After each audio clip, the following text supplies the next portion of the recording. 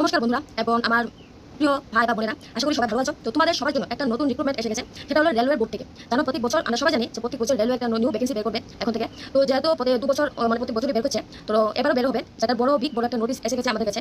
আপনারা যারা ভারতীয় রেলের চাকরির স্বপ্ন দেখছেন তাদের জন্য একটা বড় সুখবর নিয়ে এসেছি। 2026 সালে রেলওয়ে টিসি অ্যান্ড টিটি নিয়োগের আপডেট চলে এসেছে। আমরা সবাই জানি যে রেলওয়েতে টিসি আর টিটি মানে একটা বিশেষ বড় একটা কাজ। টিটি থাকে রেলওয়ের ভিতরে, টিকিট চেক করে, আর টিসি থাকে রেল স্টেশনে, যারা টিকিট চেক করে।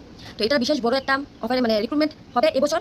এটা এপ্রিল মাসে এটা নোটিশ এসে পড়বে। তো আমরা চলো সবাই জেনে নিই যে মানে কতটুকু ভ্যাকেন্সি কি, মানে কিভাবে এক্সাম প্যাটার্ন কি, তারপরে বয়সের ক্রাইটেরিয়া কি আছে। চলো, রেলওয়ে রিক্রুটমেন্ট বোর্ড আর প্রায় 8 থেকে 11,000 এবার টিসি আর টিটি ভ্যাকেন্সি আসবে।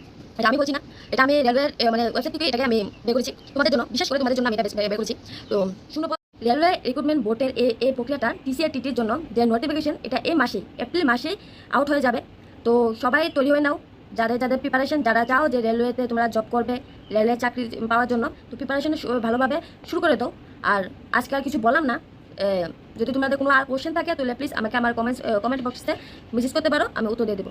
আর হ্যাঁ, আমার ভিডিওগুলো যদি তোমাদের ভালো লাগে, তাহলে প্লিজ এটা সাবস্ক্রাইব করে রাখো, বেল আইকনটা অন করে রাখো, যাতে আমার যে আরও নতুন ভিডিওগুলো বা নতুন নতুন জবের কোনো ইনফরমেশন আসবে, সেগুলো যাতে তোমরা তাড়াতাড়ি পেতে পারো। আর তোমাদের যদি আমার ভিডিও ভালো লাগে তো please like, comment and subscribe করে রাখো। থ্যাংক ইউ, এতটুকুই।